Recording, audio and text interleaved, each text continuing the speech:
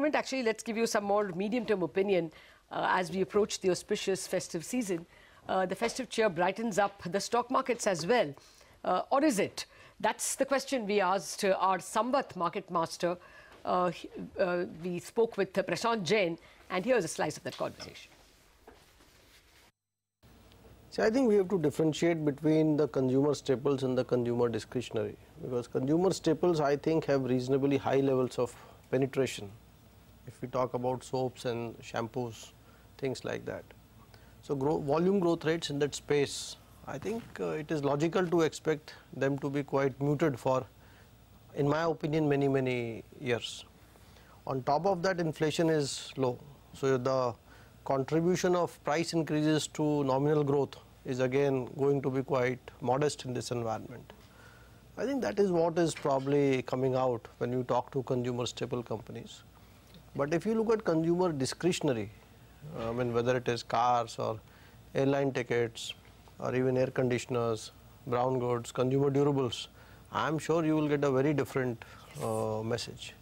So low penetrated products will grow faster and highly penetrated products will grow slower. It has got nothing to do with the state of the economy or the consumer sentiment.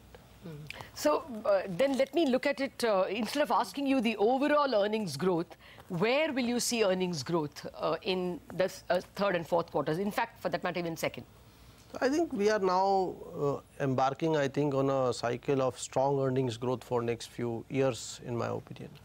And I think what has happened in last few years is that certain sectors have come under very high degree of stress. These were the corporate banks, the metal companies, and one or two other sectors like construction, engineering. And these are the sectors which drove down the aggregate Sensex EPS growth because their earnings fell by half or more than half.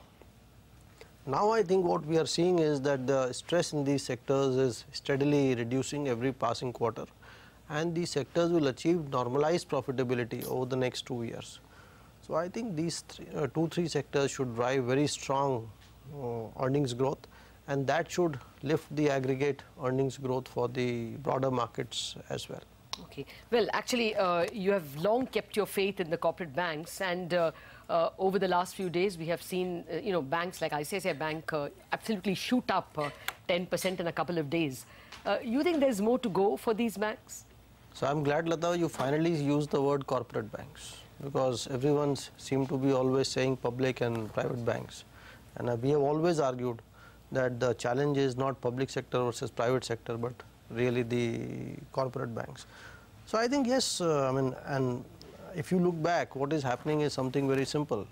The lending by these corporate banks was secured, and those secured loans are now being resolved because they are backed by assets, and assets are getting sold.